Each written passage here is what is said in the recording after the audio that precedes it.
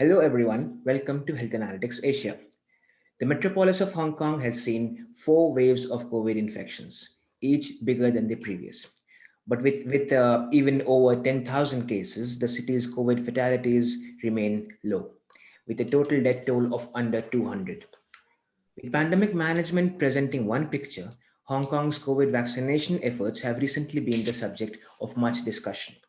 Vaccine orders stand at 22.5 million doses of three different types of vaccines for a population of about 7.5 million. And yet, inoculation has not yet started. Today, we speak with Dr. Siddharth Sridhar from the University of Hong Kong. A clinical virologist, Dr. Sridhar is currently a clinical assistant professor at the university's Department of Microbiology. Dr. Sridhar, welcome to Health Analytics Asia. I want to start off with this very point of vaccination. Over 100 million doses of COVID vaccines have been administered globally. Mainland China started its vaccination program in July last year. Hong Kong is lagging behind over 60 countries and several developed cities. Given Hong Kong's financial capabilities, are you satisfied with the efforts put in the city's vaccination rollout? Yeah, it could have been faster, couldn't it, in retrospect? I think Hong Kong finds itself in the middle of the queue as far as the race for vaccination is concerned for many different reasons. Among them being that we were not actually involved in testing any of the currently licensed vaccines. And we also don't have production capacity for any of the vaccines. So they're not being made in Hong Kong. Aside from that, we have also taken a very conservative point of view in terms of licensing vaccines as well, insisting on actually having access to the full phase 3 randomized clinical trial data before doing so. So we have that for the Pfizer's mRNA candidate, and it has been accordingly approved in Hong Kong, but we're still pending that for some of the Chinese candidates like Sinovac's CoronaVac. And I think the government has taken a wait and see approach. So they have, decided to look at what's going on around the world. And as you pointed out, there have been millions of doses already administered. And I think the promising, quite excellent short-term safety data that's being generated around the world will only increase public confidence in the vaccines in Hong Kong. So as and when the vaccines do arrive, hopefully we should have less of a problem with vaccine hesitancy. Okay, so you mentioned there have been no clinical trials locally. There's no production capacity locally. So, like I mentioned initially, there are three different types of vaccines that have been ordered. What data are the authorities basing the decision on to grant approvals? Because you said Pfizer has been granted approval based on some data because there are no local trials. What data is being used to grant approval then? The international phase 3 randomized clinical trial data. So Pfizer's was completed, the interim analysis was completed at the end of last year and officially published in December already. So it's a matter of public record. So that was very quickly available. AstraZeneca's candidate actually also has such data available. And that is also publicly available. As for the Sinovac candidate, we've had a press conference, press release from the Butantan Institute in Brazil, and also snippets of data from some of the other trials that are being conducted globally. But the full phase 3 RCT data from Brazil has not actually been released in the public domain. So a lot of experts in the body advising the government on vaccine regulation or approval have actually advised that we wait for the phase 3 RCT data before doing so. Of course, approving it doesn't mean getting it. So that also is another, supply is also another obstacle in the whole process. So it looks like we'll have to wait till the end of February or early March before vaccinations get underway locally. Okay, I'm going to pick on 2 points there. Because there are no local trials, the decisions are being based on clinical trials done internationally or international data. So is it safe to assume that a public rollout will happen without local trials? Yeah, there will probably not, it's not worthwhile doing trials in Hong Kong for the reason that you mentioned in the beginning of the video, that there are very few cases locally. Yeah. So you can't generate good efficacy data from doing a RCT in Hong Kong or in the region, the whole of China, for example, because there are just so few cases. So even the Chinese candidates have all moved overseas for their clinical trials. So it's nice to have that kind of control, but that also means that you don't have the enough of the virus going around to actually do the clinical trial locally. Okay. You also talked about hitches in procurement. Approving them doesn't mean getting them. And there was, I believe, a statement by Carrie Lam that there's been hiccups in the procurement of the approved vaccines. Yeah. What are the hitches? What's going on in that front? Yeah, actually, a lot of wheelings and dealings, which we are publicly aware of some of them, like the spat between AstraZeneca and the European Union is one example where they are producing a massive amount of vaccines, but the problem is you have billions of people around the world who need these vaccines. Yeah.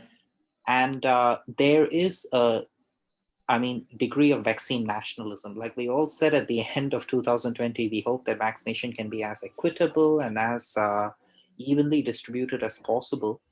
But clearly, that's not happening, as was alluded to by the WHO as well. In that countries that have put in the resources to develop the vaccines or test the vaccines have a claim to prior access. And is not ideal, but that is basically what we are seeing. Yeah.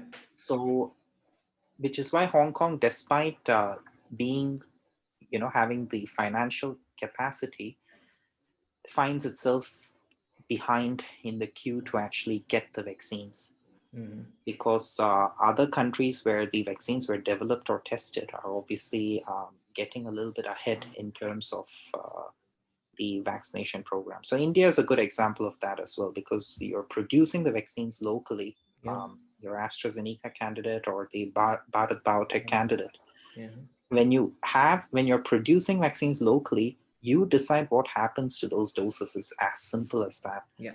So it doesn't matter how much money you have in your pockets if you don't have that involvement in the production, development, manufacturing process, then you are automatically, there are a lot of other variables that come into play depending when you get them. So, okay. Glad that you mentioned about vaccine nationalism, because Hong Kong was a political crucible in 2019, and to some extent it still continues to be so. Do you think COVID-19 or its information management in Hong Kong was or is still to some extent influenced by politics?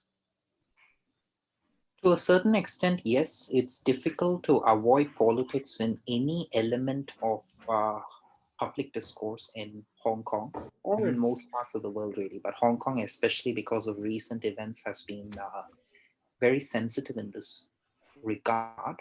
Yeah. So there are levels of perhaps mistrust of kind of public sources or government sources of information. There are plenty of people in the community who are pretty jaded by recent events here. So it has affected the kind of messaging around COVID-19 as well as COVID-19 vaccines as well. Yeah, I think that's fair to say. Yeah. Okay, so how has data fared? I mean, how has data transparency fared in Hong Kong's COVID management so far? It's not bad. In that, the good thing in Hong Kong is that we have a fairly robust system of testing and tracing, which means that we have high rates of testing for COVID-19 in the population. And I think the number of cases that we report or is pretty close to the actual number of people who have caught COVID-19 in Hong Kong. And a lot of that information is also publicly available, regarding their basic demographic characteristics or where they live or where they caught the virus from is publicly available to a certain extent. So the decision making by the government on certain aspects, such as vaccine procurement, has been fairly reasonable and transparent, I must say. So nowhere is perfect. Like, I mean, this is an unprecedented situation, and nobody was really prepared for COVID-19.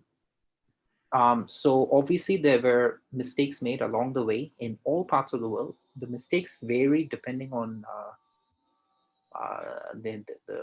which country you're talking about.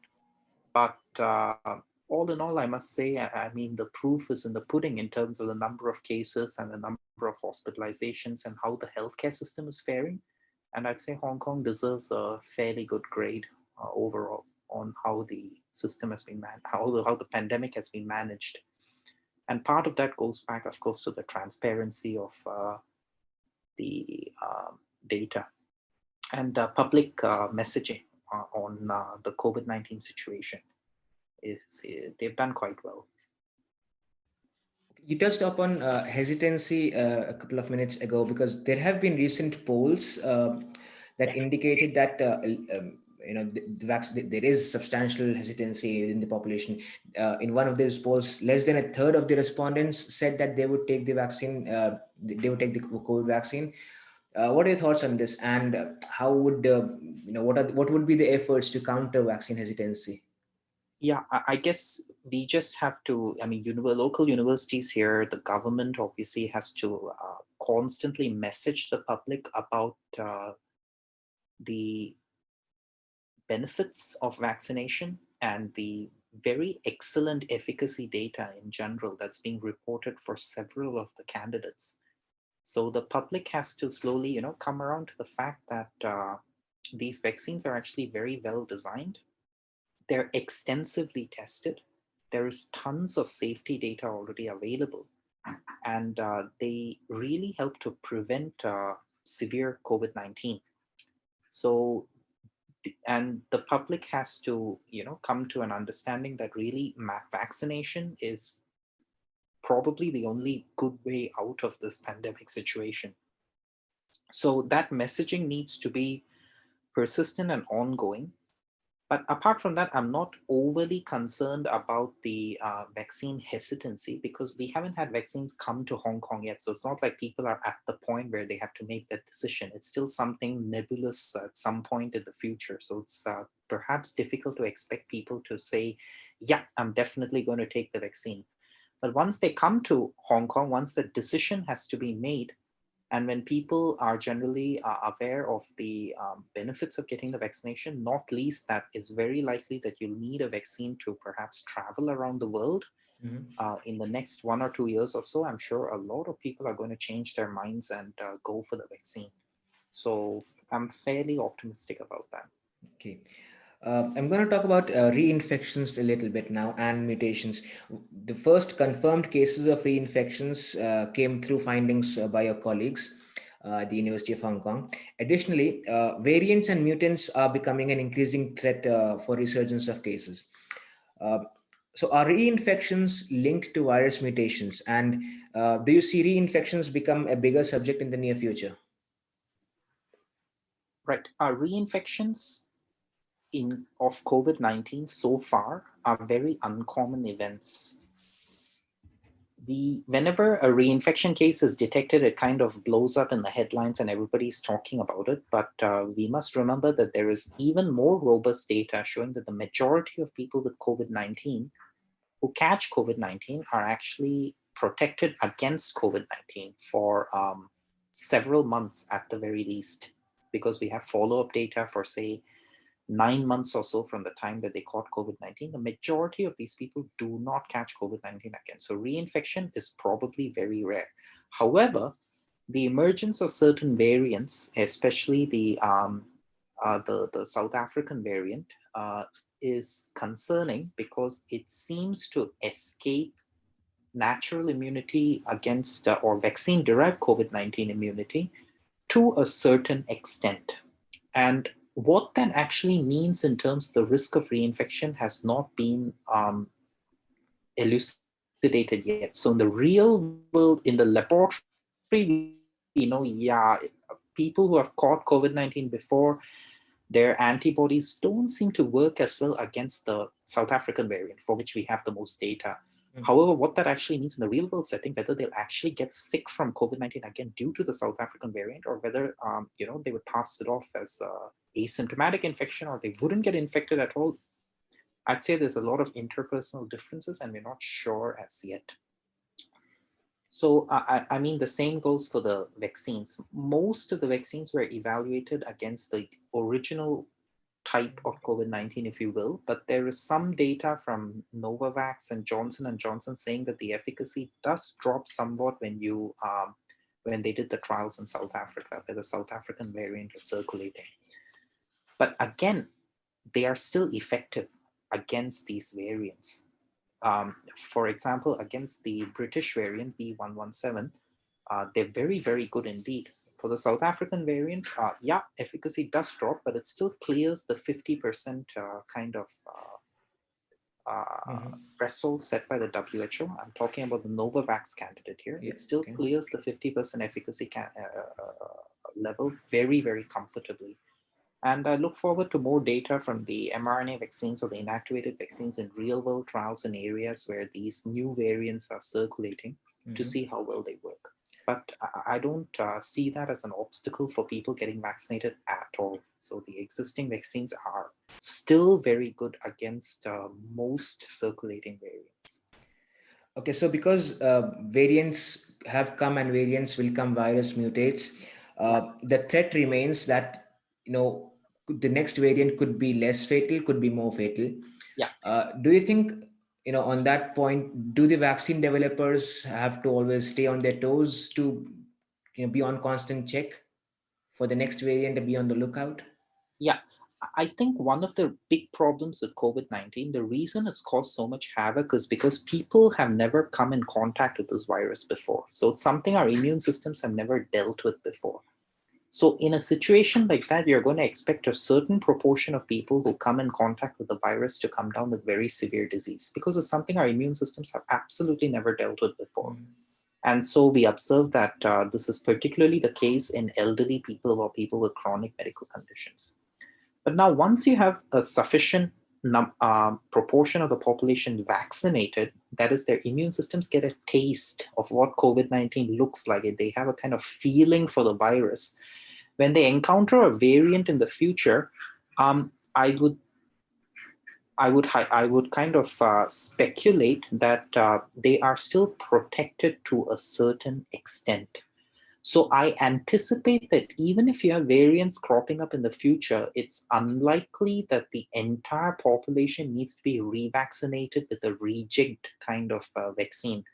I think having been exposed to the vaccine or natural infection once would give most people a good level of protection against variants in the future. However, that may not be the case for elderly or people with chronic medical conditions, and they may need repeated doses of readjusted vaccines. And the mRNA vaccines, for example, both Pfizer and Moderna, the CEOs came out saying, yeah, we can quickly adjust the vaccine a little bit in order to cover the newly circulating variants. And that might be something that is relaunched for vaccination of particularly at-risk groups in the future. But I don't anticipate that the entire human population will require revaccination at regular intervals against COVID-19, because in most age groups and most people who it is a mild infection, and it will most likely continue to be a mild infection. Okay, I'm going to shift focus to the issues of misinformation now. Masato Kajimoto from the University of Hong Kong said, and I quote, "Regulating misinformation by either introducing new legislation or by expanding the scope of existing laws has been the trend in Asia for the last few years." And he goes on to say that the pandemic has accelerated this. What are your thoughts on the relevance of these statements for Hong Kong specifically? Right. I would say we have quite a lot of freedom to say what we want about COVID-19 and vaccine-related issues at the moment. Now, that is both good and bad, in that you have a lot of great discussions, meaningful discussions on whether or not people should get vaccines, but at the same time, you have a lot of fake news and misinformation going around. Personally, I don't feel that the right way to tackle misinformation is by legislating against it, because then there would definitely be people who would be suspicious of any efforts to legislate or or say that certain forms of information communication about COVID-19 or vaccination is illegal. So there would probably be quite a lot of public reaction to that. So it actually falls down to individuals to keep themselves as informed as possible. It also comes down to social media outlets like Facebook, Twitter, YouTube, actually really trying hard to identify misinformation on COVID-19 and actually clamping down on these sources before they can do much damage. So I think at the moment it's not a very efficient process, and it does depend on a lot of machine learning algorithms to actually weed out this form of misinformation in social media. And but we still see a lot of these spurious claims going around. So that's up to the tech people to, figure out the best way of dealing with this. It's not easy. I mean, the only way to tackle it is by constant messaging with the right information from trusted sources. So yeah, but it's a challenge. So yeah, talking about challenges, what misinformation challenges do you feel are unique to Hong Kong, and how do you see those trends evolving now? That's a good question. I think we're lucky in some ways in that anti-vaccination or the anti-vaxxer movement is not a massive thing in Hong Kong. We still have excellent rates of vaccination against things like measles, for example, where vaccination rates have really dropped in places like the US or Japan. They still remain relatively high in Hong Kong. So the anti-vaxxer kind of movement is not too much of an issue. But we do have other, sources of misunderstanding, and in particular about the different vaccine types, their efficacies, their where they come from, where they're made, and then claims are made relating to that. But all in all, I mean, I would have to say that it's probably much less than is encountered in, for example, the West. Yeah. So you wouldn't have people saying that, they're putting the vaccines in to track you or some kind of mind control or whatever. So those kind of theories are relatively still very fringe in Hong Kong. You have been pretty active in fighting misinformation and getting the facts out about COVID-19 and vaccinations on your social media platforms. Give us an insight into your experiences as a virologist attempting to put the facts out there. What are the challenges that you face personally? Yeah, I think the main challenge is to communicate data from, say, randomized controlled trials or phase 3 clinical trials in a way that is easily understandable. So that is quite a challenge. I think something that's frequently misunderstood is concepts like vaccine efficacy. So say somebody says, my vaccine has an efficacy of 50% or 60%. It is actually not intuitive what that really means. So a layperson looking at the data would say, oh, I get this vaccine, it's still a coin toss whether I catch COVID-19 or not. Yeah.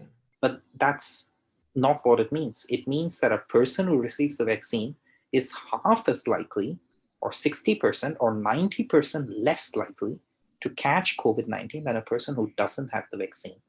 So we often see these percentages being thrown about in the press without a clear explanation of what it means. And, for people who don't have, say, training in terms of understanding these figures, it can be extremely difficult to comprehend what that figure actually means. So that's one example of the kind of things that I have to kind of digest or think about it from a non-specialist point of view and actually put it out there so that it is absolutely clear what is actually being done or reported in the trials. And the other challenge is it's very easy to go out and say vaccines are great, vaccines will solve everything, this is absolutely the best thing for you to do. But real life is more nuanced. For example, in mRNA vaccines, yeah, there is a realistic higher risk of having an allergic reaction from an mRNA vaccine than another type of vaccine, right? So it's 1 in 100,000 versus 1 in a million. So people need to be informed of that as well. Like we need to actually qualify our recommendations with both pros and cons of different. So I can say vaccination is probably the right decision for the majority of people. But what vaccine you receive will require a careful consideration about your underlying health status, your age, your risk tolerance, your tolerance of side effects. So a person who is 35 and healthy may have to make a completely different decision to somebody who's 102 and very, very ill. So there's so much nuance to communicate. And in this age of, instant headlines and um, is very difficult to communicate that kind of nuance. And I think it's especially on different social media platforms. So Facebook is a bit easier because there's no character limit. With Twitter, you need to make a thread, and threads are highly non-intuitive ways of communicating information. But yeah, different platforms come with their own challenges as well. So it's been quite an interesting experience. Yeah. Dr. Sridhar, thank you for joining us and thank you for taking out the time. We look forward to hearing from you again soon. And thank you very much. No worries. Thank you.